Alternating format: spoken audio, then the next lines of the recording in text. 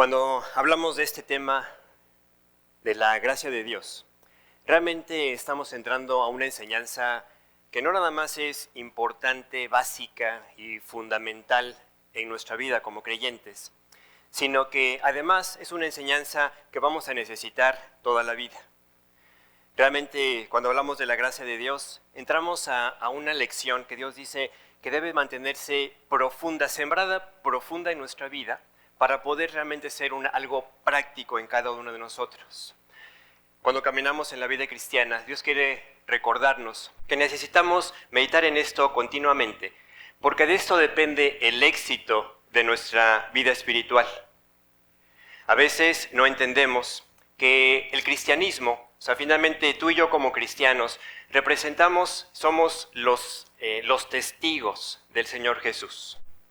Dios quiere que seamos testigos en donde nos movemos. ¿Pero de qué somos testigos? De lo que Dios hace en nuestra vida, ¿no? No somos testigos de lo que conocemos, no somos testigos de teología, no somos testigos de profecía, somos testigos de lo que Dios hace en la vida de una persona que se pone en sus manos. Y en ese sentido, el cristiano o el cristianismo siempre está en la lucha de vivir o morir. ¿A qué me refiero? Pablo dice, cada día muero. ¿Por qué? Porque Pablo entendía que cada día tenía que lo que él era, morir, para que la vida de Cristo pudiera manifestarse, pudiera verse. En nuestra vida no se pueden ver las dos cosas a la vez. Dios compara nuestra vida con una fuente que no puede arrojar por la misma boca agua dulce y agua salada. Entonces, Dios quiere que en nuestra vida entendamos que tenemos ese reto de dejar que la vida de Cristo sea cada vez más visible, más notoria en cada uno de nosotros, para lo cual Dios nos recuerda que sus demandas, vamos a decir, los retos que se van presentando en nuestra vida, cada vez van a ser mayores. Cada vez hay una mayor necesidad a ser fieles. Cada vez hay un mayor reto a vivir profundos en la palabra, a que no seamos nada más oidores olvidadizos, como dice Santiago. Hay un reto mayor a la madurez, al crecimiento, a la entrega. La vida cristiana nunca Dios planeó que tuviera hasta aquí llegué, ¿no? Aquí me siento cómodo. Sino que conforme avanzamos en la vida, vamos viendo cómo Dios siempre en la madurez, en el crecimiento, nos va dando más, igualito que en la vida física. Cuando nacemos en lo físico, somos totalmente dependientes. No podemos comer solos, asearnos solos, ni siquiera te puedes mover solo, ¿no? Conforme vamos madurando, vamos adquiriendo capacidades, ¿pero para qué? Para que se nos puedan ir dando responsabilidades. Claro, en el crecimiento, en lo físico, hay veces que las responsabilidades las queremos hacer a un lado, ¿no? Y también pasa en lo espiritual. Dios dice, quiero que crezcas, quiero que madures, quiero que avances, porque yo quiero seguirte dando cada vez más responsabilidades. Porque así como en la vida física, por ejemplo, uno crece, madura, ¿no? Y va recibiendo responsabilidades que vas apropiando. ¿Y cuándo entendemos que una persona ha madurado en el terreno de lo físico? Cuando ya no tienes que estarle recordando lo que tiene que hacer. Por ejemplo, a un niño todos los días tienes que decirle, lávate los dientes. Y es más, se los va a lavar, regresa y le dices, pues vuélvetelos a lavar porque no te los lavaste bien, ¿no? ¿Cuándo han madurado? Cuando ya no tienes que recordarles, lávate los dientes. Bueno, o maduran o se van de la casa, ¿no?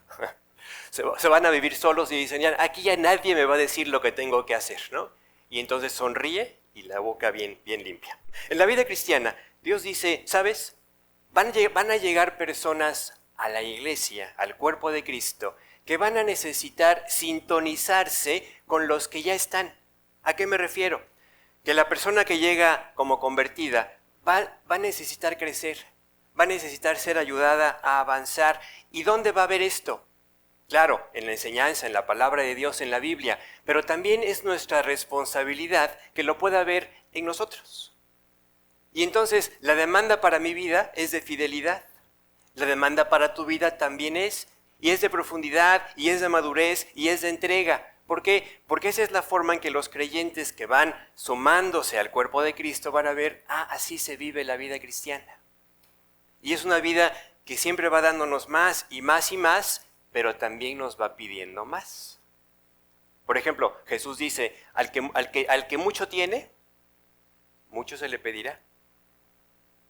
Al que mucho tiene, también dice la palabra, se le va a dar más. Al que ni lo que tiene o lo que se le ha dado lo aprovecha o lo pone a producir, dice, se le quitará. En la vida cristiana todos necesitamos ayuda. Todos necesitamos ser alentados. A veces tú me escribes, por ejemplo, y me dices, oye, qué buen estudio, me ayudó. Eso me alienta. Oye, el pastor necesita ser alentado. ¿Pues qué crees que sí? Necesitamos ese aliento, ustedes me alientan a mí, yo espero, es mi anhelo que yo pueda alentarlos a ustedes, porque todos necesitamos ser ayudados a crecer, porque no siempre crecemos de forma integral.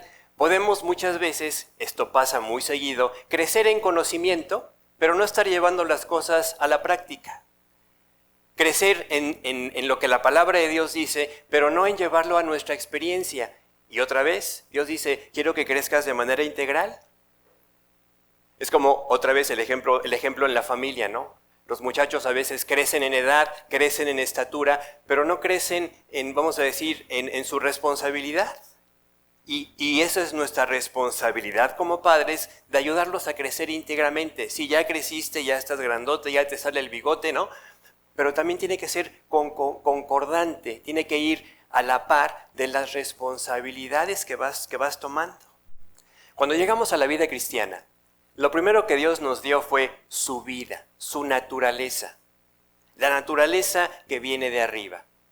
Pero la naturaleza que nosotros traemos, ahí se quedó.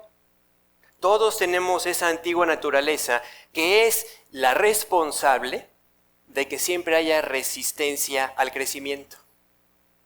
Dios te dice, crece, y la antigua naturaleza te dice, no, crecer duele. La antigua naturaleza es la que se resiste a cambiar, que Dios te dice, esta área la podemos cambiar. En esta actitud puedes tener victoria. En este pensamiento, por ejemplo, puedes tener completamente la gracia de Dios para que esas cosas sean sometidas, dice el pasaje, todo pensamiento sometido a la obediencia a Cristo. Dios quiere modificar continuamente nuestras conductas, cosas que deben ser transformadas y que solo Dios puede hacerlo. Pero ahí entonces la antigua naturaleza dice, aquí no vas a hacer eso. Y te dice, no, mira, con que lo sepas es suficiente.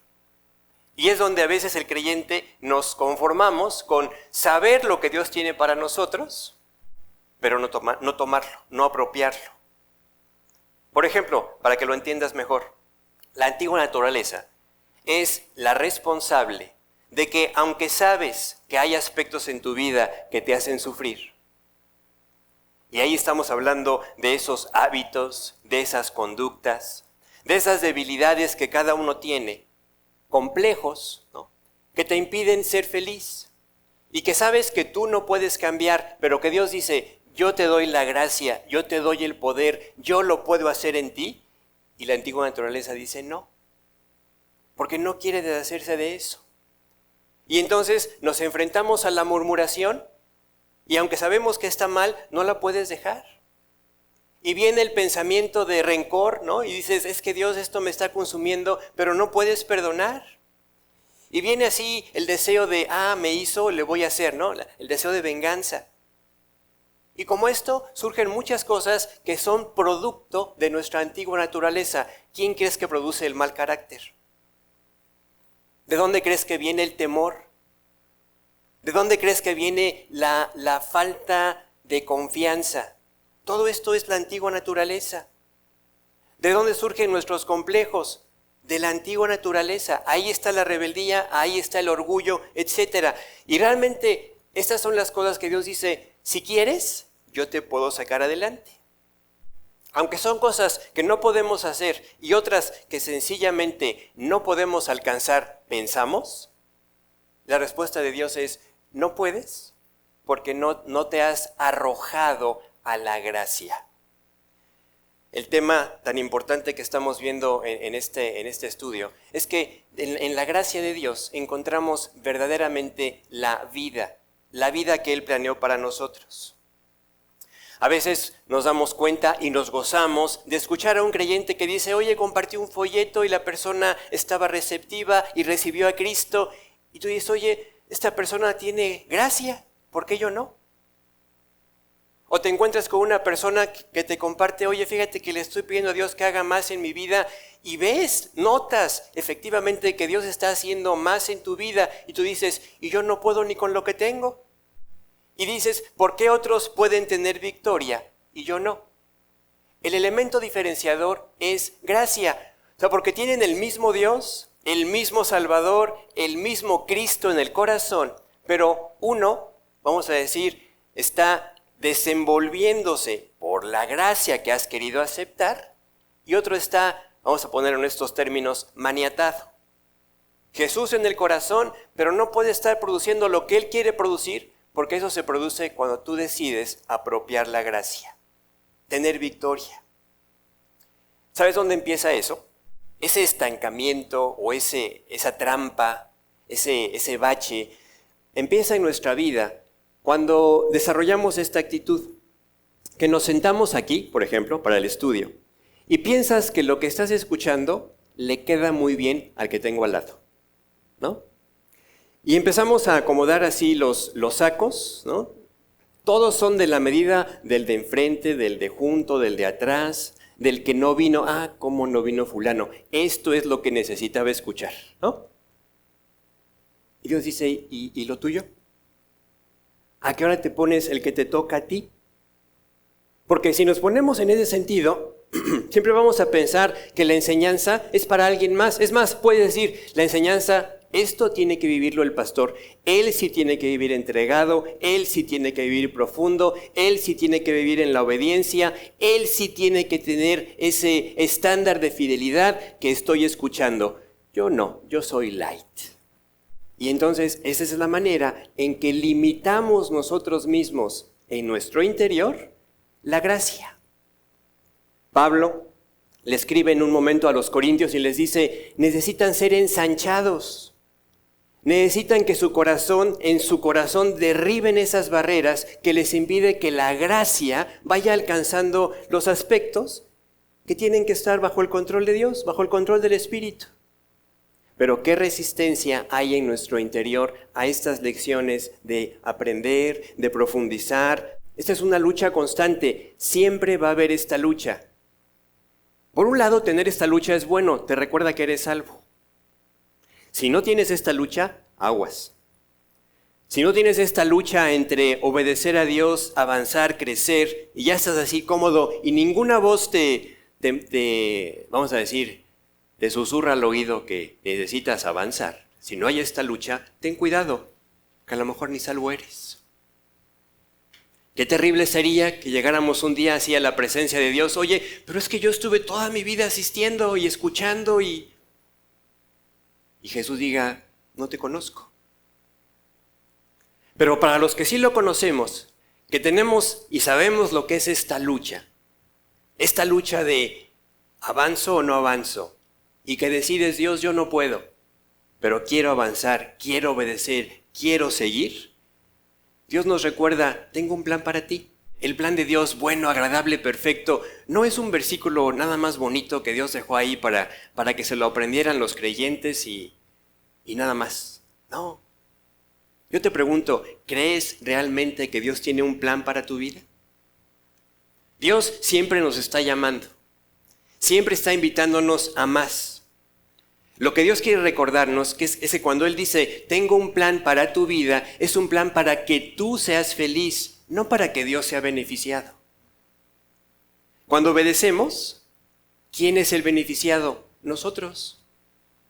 Cuando avanzamos en fidelidad, cuando avanzamos, que queremos realmente crecer en esa madurez que Dios nos propone, el beneficio es para nosotros, no es para otro. Sí, podremos ser de bendición a otros, pero el principal beneficiado es uno mismo. Fíjate lo que dice Proverbios 9:12. Si fueres sabio, y aquí te quiero enganchar con este pasaje que, acuérdate que dice, el principio de la sabiduría es el temor al Señor. Si fueres sabio, para ti lo serás. O sea, no vas a beneficiar. O sea, aquí la idea no es que lo hagas porque quiero agradar a fulano. Que lo hagas porque pues, es lo que me enseñaron en casa. Que lo hagas porque pues, yo creo que va a ser de buena influencia para mis hijos. Olvídate de eso. Esas van a ser consecuencias naturales correctas si tú vives para Dios. Pero el principal beneficiado vas a ser tú. Si fueres sabio, para ti lo serás, dice Dios. Si fueres escarnecedor, esta palabra no nos gusta, pero un sinónimo, por ejemplo, de escarnecedor es burlón. Una persona burlona, vamos a decir, la persona que escucha una verdad y dice, ay, ¿a poco es así? El que recibe la enseñanza, porque Dios la lanza, nos lanza la bolita a todos, ¿no? Y a ver quién la cacha, quién la quiere. Y ahí estamos a veces como que, ay, no, como si la voluntad de Dios fuera una papa caliente que no me tengo que quedar, porque si me la quedo pierdo. Y pensamos así, pensamos que nos vamos a perder de esto, de aquello, de lo otro. Cuando Dios dice, cuando cachas mi voluntad, es cuando realmente empiezas a disfrutar tu vida. Por eso te decía, Dios siempre está llamándonos. Siempre está invitándonos a sembrar correctamente. Y cuando tú siembras correctamente y pase el tiempo, te vas a dar cuenta que lo que cosechas va a ser una bendición que no habías calculado. Imagínate que pase el tiempo y que tú puedas decir, oye, qué agradable vida estoy viviendo. Pero esa no empezó hoy. O no empezó ese día. Empezó el momento que tú decidiste empezar a sembrar en obediencia, a sembrar en fidelidad, a sembrar en entrega, a sembrar en quiero obedecer a Dios. Pero así como hay una cosecha agradable en el futuro si obedecemos, también hay una cosecha terrible si nosotros cerramos nuestros oídos. La cosecha en ese sentido es irremediable. Nada más Dios nos pregunta y nos alienta cada día. Hoy es ese día en el cual Dios nos alienta y nos dice, ¿qué quieres cosechar? Hoy estás cosechando algo de lo que sembraste atrás. A lo mejor hoy estás diciendo, Dios, perdóname porque sembré mal. Y ya cosechaste mal, eso no te lo puedes quitar de encima. Pero Dios hoy quiere decirte, empieza a sembrar ahora en la gracia. Empieza a sembrar ahora en reconocer, yo no puedo, pero tú sí puedes. Por eso es que Dios planeó que en la vida cristiana nunca tuviéramos una posición estática. O sea, Dios nunca planeó que nada más llegáramos a un estudio, a una célula, a un grupo como este, en el cual nos sentáramos, escucháramos, nos animáramos un poco y nos fuéramos a vivir nuestra vida en nuestras fuerzas. Eso sería tanto como ese pasaje que te menciono de Santiago que dice, oidores olvidadizos, escuchan, se conmueven, quizás hasta lloran y salen y viven como si no hubieran escuchado nada. Sino que Él planeó que cada uno de nosotros tuviera una parte activa en su obra. Cuando tú sales de aquí, después de escuchar lo que Dios hoy te quiso decir, hoy alcanzaste a escuchar, es para que tú salgas a tu vida y vivas eso. Vivas en lo que has aprendido. Vivas en lo que Dios te ha querido enseñar. Por eso es muy importante que lo entendamos, porque mientras no abandonemos esa posición pasiva de recibo, escucho, pero voy a pensar si lo vivo, vamos a mantenernos siempre en esa actitud que afuera no impacta. Debemos preguntarnos si en nuestra conducta cotidiana se nota Cristo. O sea, que las personas no tengan que preguntarse, oye, ¿será cristiano? Sino que puedan asegurar, esta persona vive diferente, habla diferente, actúa diferente, responde diferente. Esta persona tiene algo. A lo mejor no sabe identificar qué, pero ese es Cristo, esa es la gracia. Y cuando tú entiendes que tú eres clave para que alguien más venga a Cristo, yo no sé cuántas personas Dios tenga en su proyecto que vengan a conocerlo a través de tu vida. Pero si fuera una, por esa persona Cristo murió. Y si fuera esa una persona, Ponte a pensar que tú fueras, hagan switch, ¿no? Que fuera un intercambio, que tú fueras esa persona que necesita ver el testimonio de alguien para convertirse y que no lo hubieras podido ver. Piensa que tú fueras esa persona que necesitaba ver la vida de Cristo real en alguien más para entender esto es lo que yo necesito y lo que yo quiero, y que no lo hubieras podido ver. Por eso necesitamos cada uno, yo también, crecer en la gracia, porque sin gracia no hay vida. La gracia de Dios es vida, pero es una vida que siempre invita a más. ¿Tienes alguna planta en tu casa viva, no artificial? Yo sé que es difícil tener una planta viva porque se nos mueren, ¿no? A veces por exceso de agua, a veces por falta de agua. Pero si tienes una planta viva y eres observador, te das cuenta que siempre hay algo nuevo. Dios dice, tú eres una persona en Cristo viva, donde siempre tiene que haber algo nuevo. Si tú estás caminando en la vida cristiana y no estás viendo constantemente nuevas cosas, quiere decir que te falta gracia. Dios dio la ley para que entendiéramos que no podíamos llegar a Él mediante nuestro esfuerzo. No podemos cumplir ni siquiera el primer mandamiento. ¿Se acuerdan cuando este joven, que la palabra de Dios dice que era rico, llega corriendo ante Jesús y le hace una pregunta? Llama la atención la actitud con la que esta persona llega. No era una persona, y lo refleja con la forma en la que se presenta ante Jesús, no era una persona, vamos a decir, que llegara así como de malas o pues ya que voy a ir a ver si Jesús tiene alguna respuesta para mí, sino dice la palabra, llega corriendo.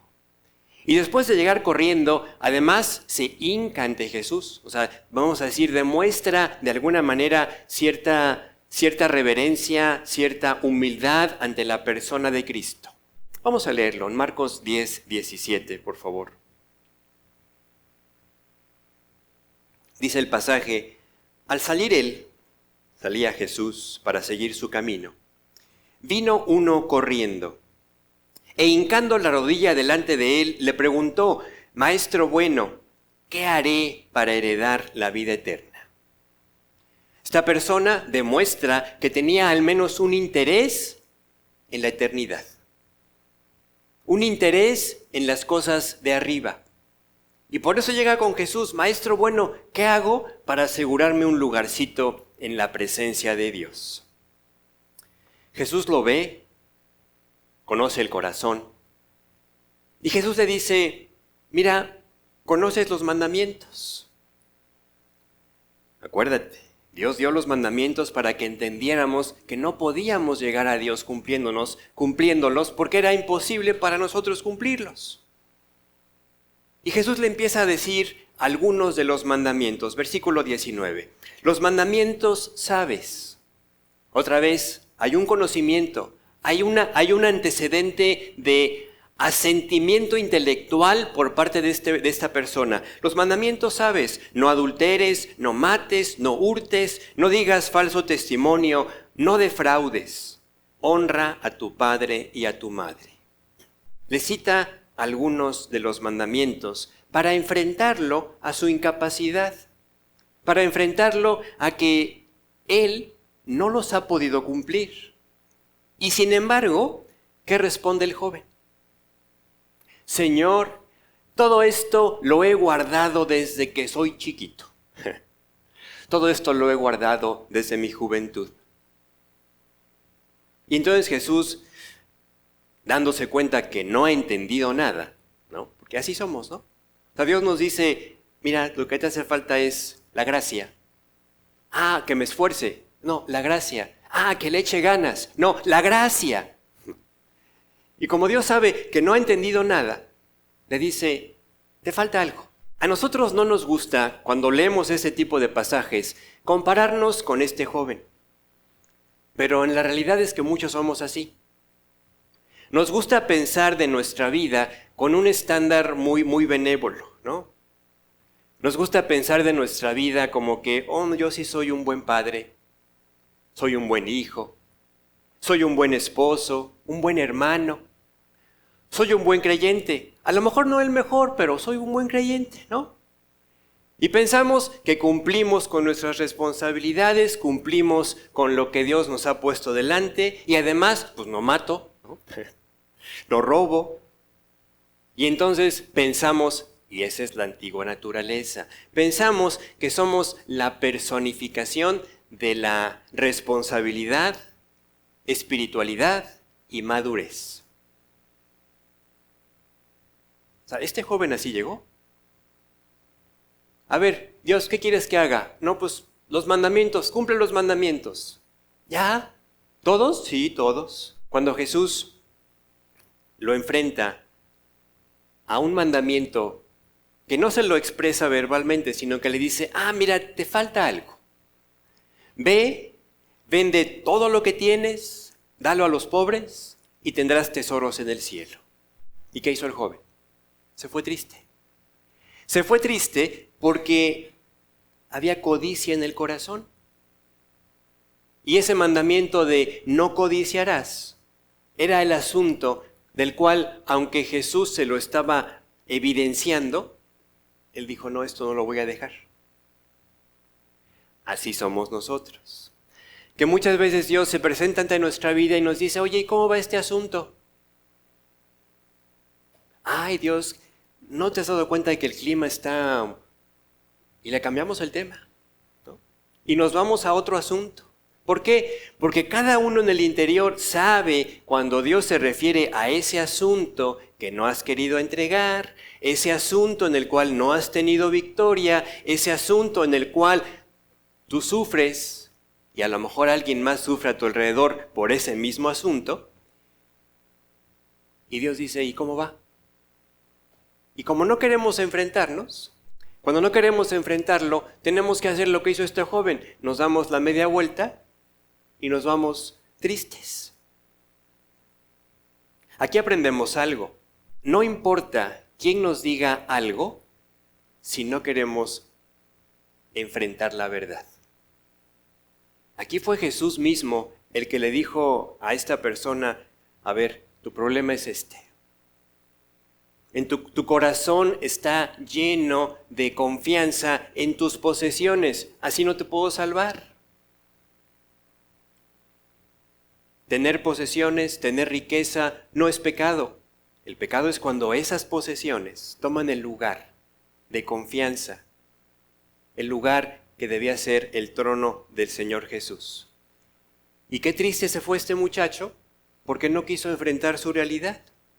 Para eso es la ley. Si tenemos la ley, es porque debemos entender que la ley Dios la dejó para que supiéramos, no importa cómo yo me porte, o sea, yo en mis méritos no puedo llegar a Dios. Necesito la gracia. Y si no puedo llegar a la vida cristiana, sino solamente por la gracia, vivir en la vida cristiana, pues todavía más. Cuando Jesús se volteó en una ocasión con las personas que lo seguían y con sus discípulos y les dice, si ustedes no viven por encima de la justicia humana, que es la que viven estas personas, no pueden entrar al reino de Dios. Vamos a leer Mateo 5:20, por favor. Dice, porque os digo, que si vuestra justicia no fuere mayor que la de los escribas y fariseos, no entraréis en el reino de los cielos. Y se estaba refiriendo a las personas que vivían, vamos a decir, la ley de Moisés de la manera más intensa que se podía. Nadie vivía, vamos a decir, más al detalle, más al punto, más entregado a la ley que ellos. Y Jesús dice, esa justicia no es suficiente. La ley nos la dio Dios para que entendiéramos, mediante el mandamiento es imposible llegar a Dios. Hoy en la vida cristiana Dios te recuerda, el cumplir el mandamiento no es el objetivo.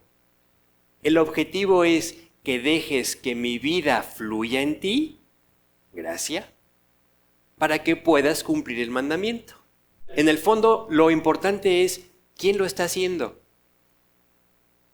Tú puedes intentar hacerlo, echarle ganas, frustrarte en el intento, como decimos coloquialmente, morir en la raya. Y para Dios no cuenta, porque Dios no espera que lo hagas tú, porque no puedes. Dios se agrada, se deleita cuando llegas y le dices, así Dios, no puedo, no sé, no me sale, pero quiero que tú lo hagas en mí. Esa es la gracia. Para eso fue dada la ley, para que entendiéramos que necesitamos de la gracia de Dios para vivir cada momento, cada reto de nuestra vida. En nuestra vida van a ir llegando demandas cada vez más altas, que si nos encuentran en la gracia, vas a tener éxito, vas a tener victoria, vas a disfrutar esa etapa de tu vida. Pero si esas circunstancias te encuentran débil en la gracia o seco en cuanto a la gracia, vas a enfrentar una tragedia. Porque la circunstancia va a llegar, el tema es cómo te va a encontrar. Si te encuentra en la gracia, tú vas a poder pasar la circunstancia adversa. Dice un pasaje en los Salmos, dice, atravesando el valle de lágrimas, lo cambian en fuente. Esa es la gracia. Es más, el pasaje continúa diciendo, cuando la lluvia llena los estanques. La lluvia, en la Biblia, es una ilustración de la gracia, que Dios siempre está queriendo derramar lluvias de gracia sobre nuestra vida, pero necesitamos estar en el lugar correcto. Dios demanda una vida perfecta. ¿Quién la puede llevar? Ninguno de nosotros. Cuando pecamos, nos separamos de Dios y ahí es Dios quien se baja y nos busca y nos dice, quiero volver a reiniciar mi relación contigo, mi comunión contigo. La palabra de Dios nos recuerda constantemente que Jesús, el autor de la salvación, vino a vivir una vida perfecta que tú y yo no podíamos vivir, para que hoy nada más le digamos, Dios, yo quiero crecer en la gracia, porque hoy entiendo que la gracia es tu vida, la vida de Cristo en mí, la vida de Cristo en ti. Y si cada uno de nosotros decidiera, vamos a avanzar en la gracia, quiero crecer en lo que Dios ha puesto a mi alcance, la vida cristiana dejaría de ser lo que es hoy para muchos, que con tristeza tendríamos que reconocer. Para algunos hoy, la vida cristiana puede ser una carga, cuando debería ser un deleite. Piensa en David. David dice, ¿cuándo vendré a presentarme delante de Dios? Ese es un corazón en la gracia. El creyente que no está en la gracia cambia este pasaje y dice, ay, hoy es domingo, me tengo que levantar temprano. ¿No? O sea, ya no es lo persigo, ¿no? Como la canción que cantamos, ¿no? Lo persigo. Sino a veces hasta si pudiera lo evitaría. No lo evitamos a veces porque hay una conciencia y gracias a Dios hay un trabajo que Él hace en el corazón para decirte, no, levántate, ¿no? Pero la pregunta con la que quiero que te quedes hoy es, ¿reconoces la necesidad de la gracia en tu vida? Todos la necesitamos. Dios la deja al alcance de todos, pero solo algunos van a decir, sumándose a lo que dijo Pedro, cuando Jesús les dice, ¿quieren irse? Pedro dijo, ¿y a dónde vamos? ¿A dónde vamos si no es a arrojarnos a la gracia de Dios, en donde podemos tener la certeza que Él no falla y que cualquier cosa que hemos puesto en sus manos, Él la ha cuidado, la ha hecho fructificar? Y cuando hemos querido cuidar las cosas nosotros, se nos desparraman entre los dedos. Vamos a orar y yo te quiero pedir que tú te conectes en cuanto a esta enseñanza con Dios y le digas, Dios, yo quiero seguir, quiero avanzar, pero no yo. Súmate a las palabras de Pablo, no yo. Quiero ver tu gracia en mi vida. Quiero ver lo que tú produces. Quiero volver a disfrutar mi relación contigo. quiero volver a tener esa vida que tú me ofreces. ¿Oramos? Dios, te doy muchas gracias,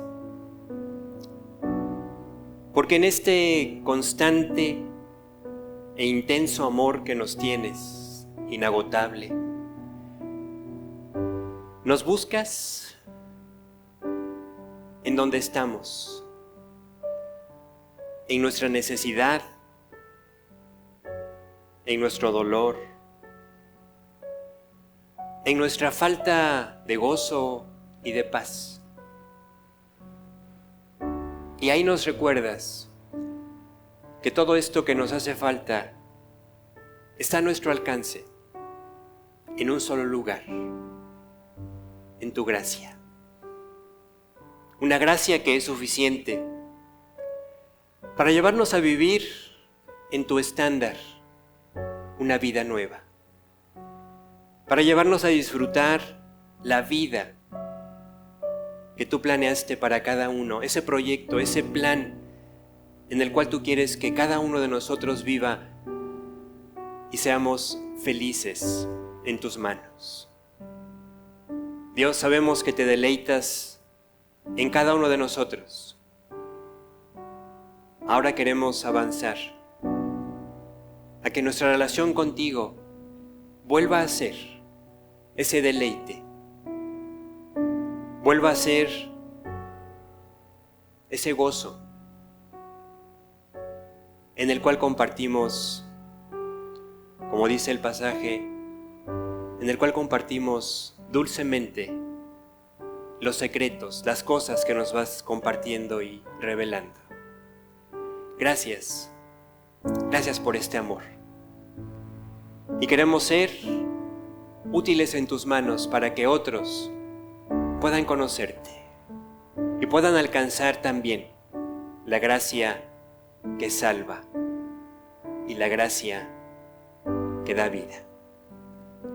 Te lo pedimos en nombre de Jesús. Amén.